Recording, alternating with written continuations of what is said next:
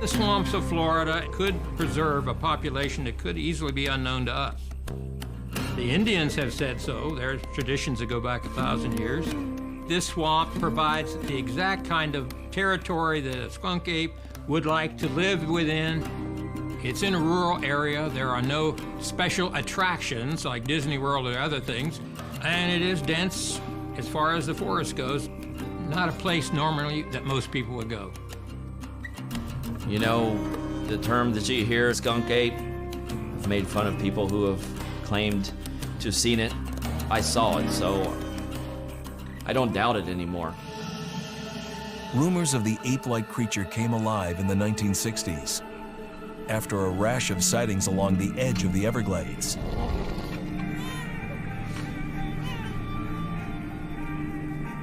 What is that smell?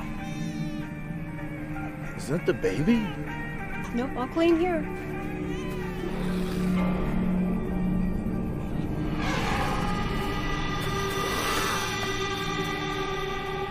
The monster's most notorious feature, its awful smell.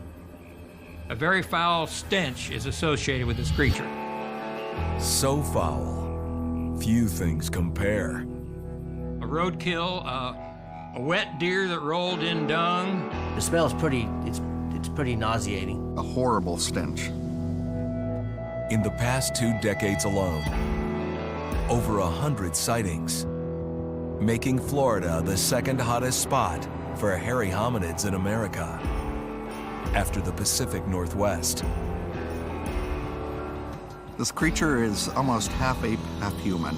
It walks like a normal human up on its 2 legs, but it's covered in hair like an ape. Some Bigfoot are passive-aggressive, others are very aggressive, and this fits the southeastern model of the skunk ape.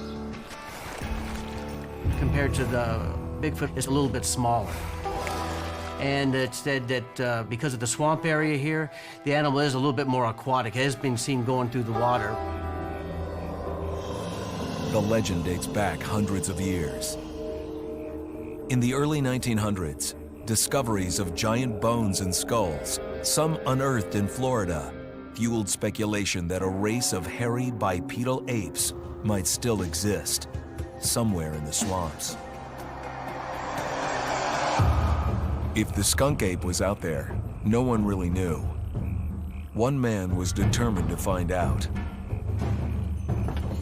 Retired Army MP Robert Robinson is a teacher and father of 4.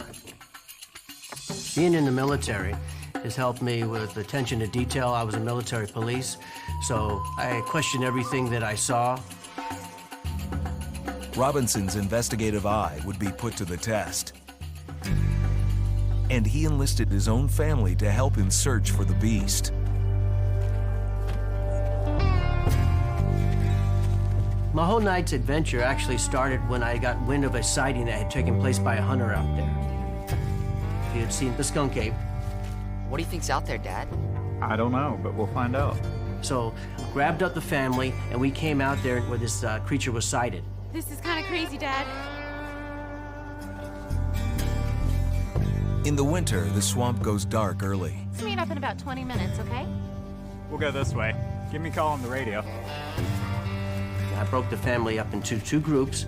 I had my wife and my stepdaughter. They were going to go ahead and take the main road. Robinson and his son went down a different trail.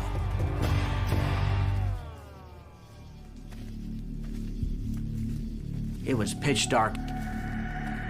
I don't like to use flashlights. I like to keep as dark as we possibly can. I had a night vision camera that I just got a hold of, and I wanted to see how it worked.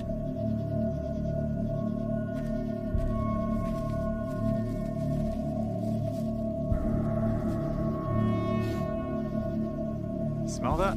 And all of a sudden we get a woof of something that sounds like a dead animal.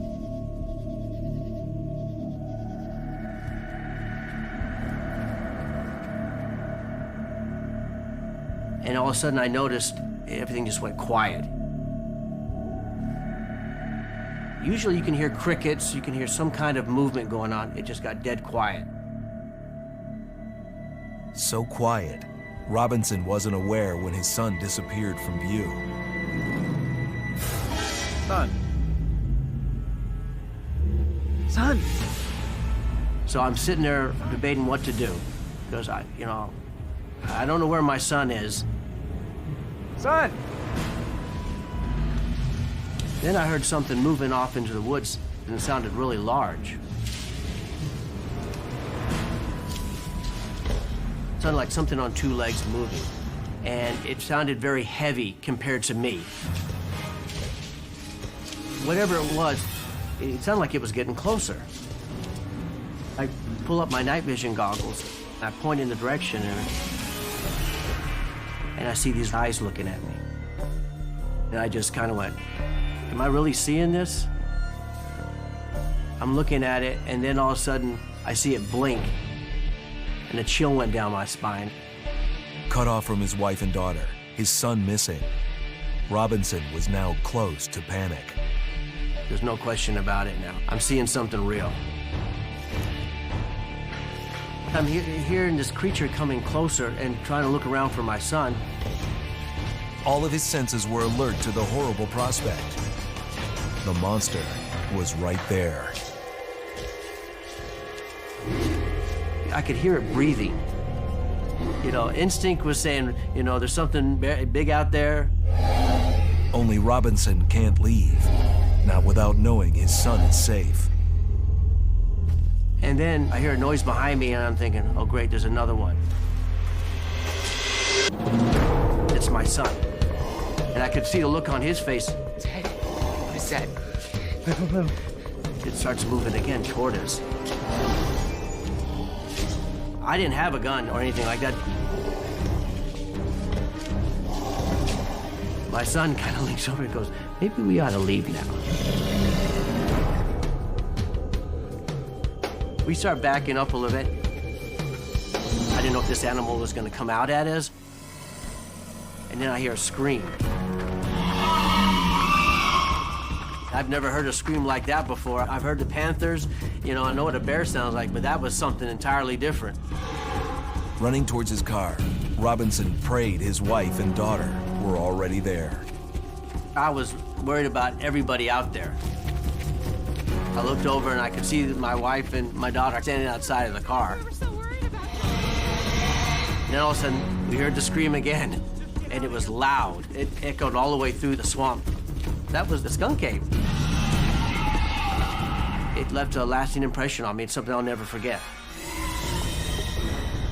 Skunk Ape has a habit of surprising the unwary. A junior scout leader decided to try a shortcut on the way back to camp. That trail led directly to the bulky beast of the swamp grass. It stood up to be at least my height, perhaps more. I found the creature staring me straight in the eye. What would you do?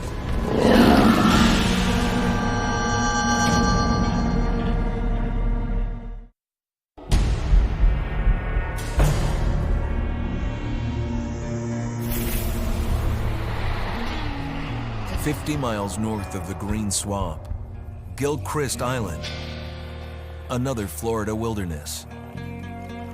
Blackwater canals, carpeted with lily pads, shrouded by cypress and palmetto trees. Perfect cover for a cunning cryptid.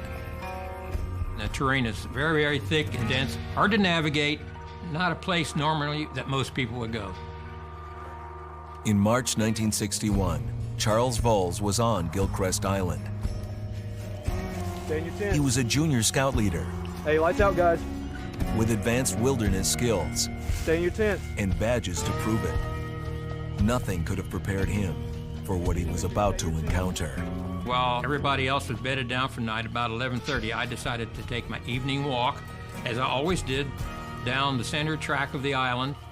It was a wonderfully cool evening, no rain, and a lot of moonlight. About halfway back, I decided to take a shortcut and came upon a clearing. And in the clearing, I approached a stump. I had planned to either walk around it or step over it.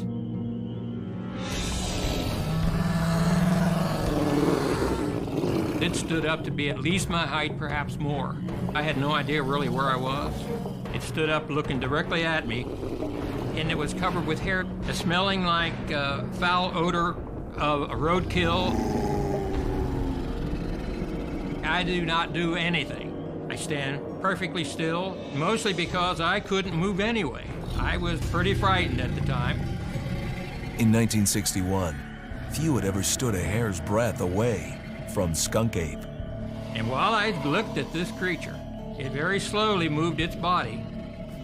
The whole time kept its eyes straight on me, and when its body got around to a position where it could run, it did so. About 2 or 3 bounds, it had cleared that 30-foot area, and I could hear it for quite some time in the palmettos before that sound stopped.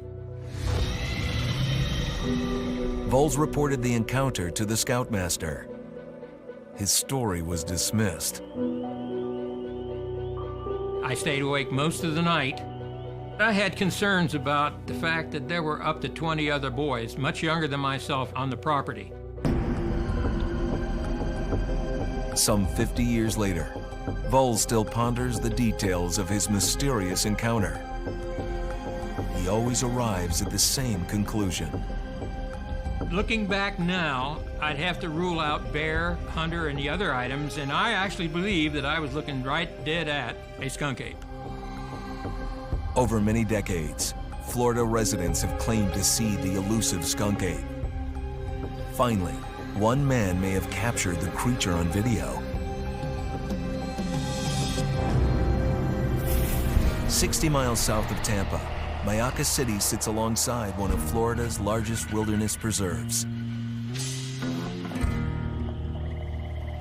Occasionally, something monstrous emerges from the marsh grass.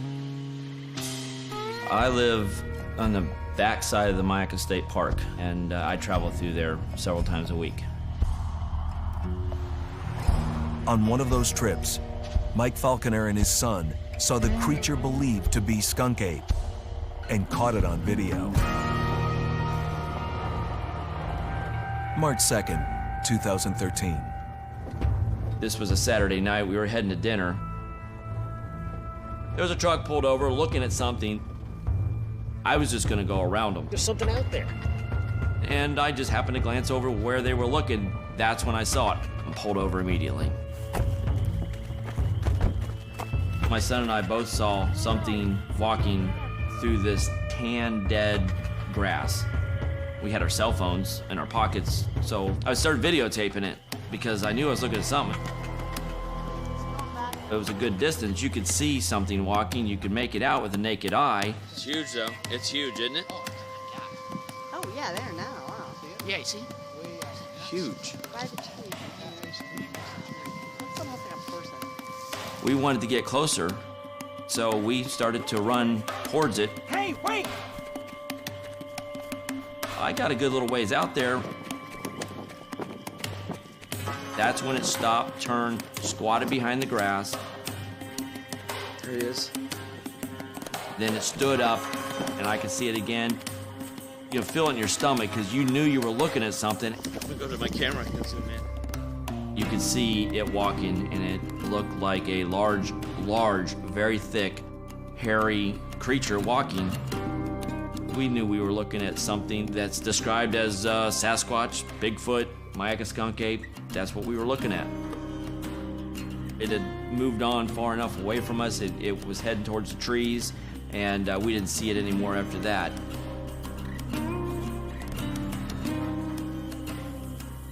This is the area where we pulled over. This is where we first saw it walking. We pulled over right here. This was all brown, dead grass. Right now it has water in it. But we're looking halfway across this field, and you could see him walking. You knew immediately. That's why I pulled the truck over so quick. I didn't have to say, what do you think it is? I definitely believe there's something out there. After you see something like that, you just think differently.